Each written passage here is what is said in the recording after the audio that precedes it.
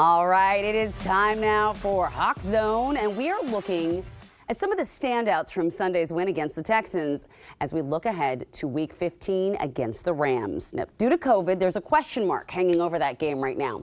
But here's Terry Hollimon and former Seahawk Cliff Avril to discuss.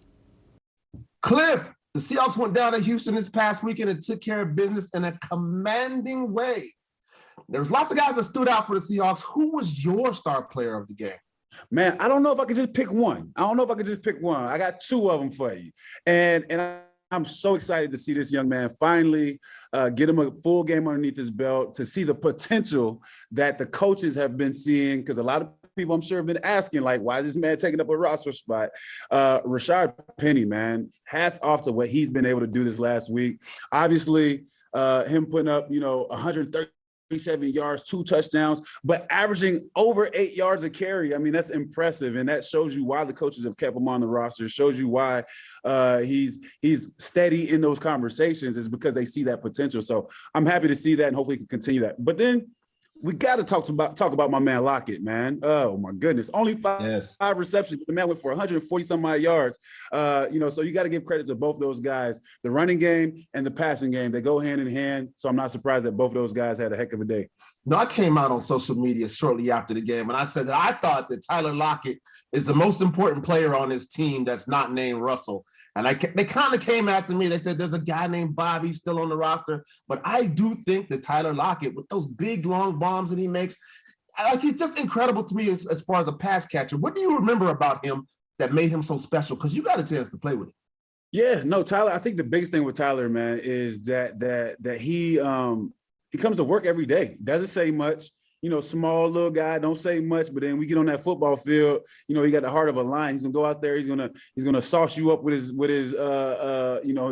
pass, not his pass rushing, but it's just his route running, his route tree and everything else that he does. But then he's so humble. Like, you would never think Tyler Lockett is who he is when you talk to him. I mean, he's calm, cool, collective. He's gonna give all the praise to everybody else. But when you look at his numbers, you're like, man, this boy is a beast out here. Now the Seahawks basically need to win out for the rest of the season, the rest of these games, to have any shot at the playoffs. There are 4 games left, starting with the Rams this weekend, maybe, and we'll talk about that in a second. But have the Seahawks shown enough in the past 2 weeks to make you believe, and the 12s believes, that they can go to LA and beat the Rams? I think so. They've been consistent. That's been another issue all season long, right? Is consistency. One side of the ball will play well, then the other side will play well, but they haven't been able to get them all together on in one game, and that's what they've been able to do last 2 weeks. So now they got to just keep building off of that. The last 2 weeks have shown that they have the ability to go out and play with the best of them. Now, those teams weren't necessarily the best per se, but the Seahawks dominated, and that's what you need from this team right now, is to continue to get to dominate these teams, but also build the confidence that the moral morality in that locker room, just continue to keep getting stronger and building. I think they can finish strong for sure.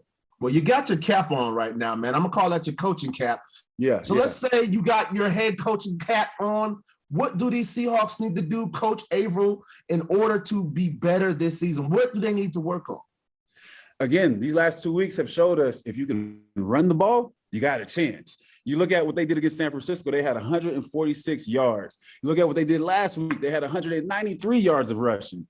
If you can run the ball, and Russell Wilson's at his best without the messed up finger, he's at his best when he has a running game. All right, real quick before we get out of here, you talked earlier about your star player of the game, Rashard Penny. He's been getting a lot of slack since he's been here about being injured, and he spoke about how it's been tough for him on social media. People will really down on him, the negative comments. Coming from a player like you who grew up and played in the social media era, how do you manage that as a player?